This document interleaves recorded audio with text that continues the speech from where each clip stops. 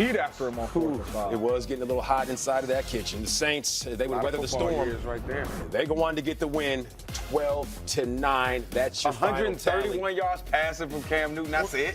What's wrong? That's it. Just 203 yards passing for Drew Brees to go along with that interception, 23 of 35. Know each other well. Alvin Kamara had that touchdown, and that was all that the Saints needed to do, 12-9. That's your final count. And the one thing that really jumps off the page is the Saints' defense in this one. Mike, we saw what the Saints did defensively to just hold this Carolina team to 9 points, and that's exactly what you want. You want a run game, you want a defense, because once that second season starts, it's what you need. Yeah, it's all about defense. Defense and run game, they travel, right? When you get in the playoffs, you want those parts of your team operating at a very high function, right? But when you look at this defense, it seemed like so many times with Cam Newton when he was dropping back, he was just checking it down every single time. And I cannot wait to see the all-22 film to see exactly what this Saints secondary was doing. Von Bell was all over the place, safety number 24, knocking the football out, sacking the quarterback, and making sure tackles. I'm telling you, this New Orleans Saints defense, they were all over the place, and they can continue to play like this. This Saints team is going to be a very tough team to defeat in the playoffs. Yes, the Saints defense played outstanding. But how much was it bad Carolina's offense? I didn't want to say that. I'm going to let you have The it. Saints win this game, or did Carolina lose this game? That's the real question. You mentioned all 22. I want to see that too. Where are the receivers? Is anybody getting open? Can Cam even throw an accurate pass? A lot of his passes, they was short hop. I was waiting for Isaac Smith to come out there and scoop it and throw a double play.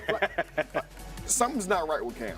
I think his shoulders messed Something's up. not right. And that's where I was getting to, because anytime he throws to McCaffrey, it's completion, it's coming off his hand, it's accurate. But it's most of the time it's 5 yards. Right. But when it comes time to throw down the field, he's not making those throws. These balls are in the dirt, and these are 10, 12-yard curl routes, 10, 12-yard in routes that he's throwing straight in the dirt. I don't understand. I don't know how serious his injury is, but these are throws, especially with McCaffrey back there, that you have to make. They're going to take McCaffrey away. You got to be able to make some throws, especially easy throws like that, rhythm throws. You got to be able to make those. And Cam was putting those in the dirt tonight, man. He did not play well. He was putting them in the dirt, and I'm not ready to sit here and question Cam's passing ability, because I've seen him make the throws downfield. I've seen him make tight window throws. Something has to be right with it. That has to be wrong with his shoulder. Okay, so as a former quarterback, Mike, when you look at him and you look at the throwing motion and look at him from weeks past and you look at him tonight, giving it the eye test, do you think that there could be something wrong moving forward?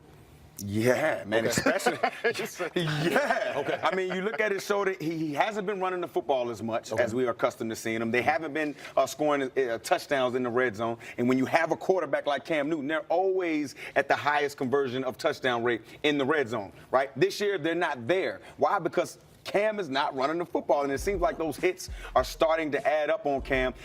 He's being lazy with his footwork in the pocket, and it just seems so often that we see him get sacks that other years we've seen him come out of those sacks. So something has to be wrong with Cam Newton, and I hope that they get it right soon. You talked about the lazy footwork. At the beginning of this game, we were sitting in the green room watching this, and you said that this Carolina team looked as if they had zero energy. I think we agreed with that across the board. And you look at the lazy footwork, you look at 16 completions for just 131 yards and that interception, Reggie. This has to be a red flag if you're the Carolina Panthers. Well, you know what? The offense had lack of energy. The defense was running around. They were. It can't be one-sided, though. No, not if you want to win.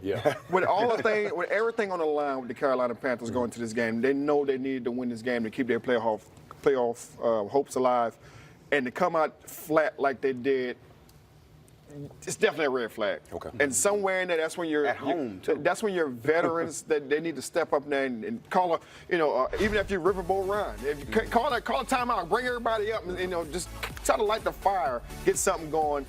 We didn't see that from that offense tonight. All right. Well, the Carolina Panthers entering this one, they were 31st in the league in red zone defense. The Saints were 5th in red zone offense, and both of them pretty much forgot everything they brought to the table. And you see how things are shaping up in that NFC playoff picture. 6-8, the Carolina Panthers.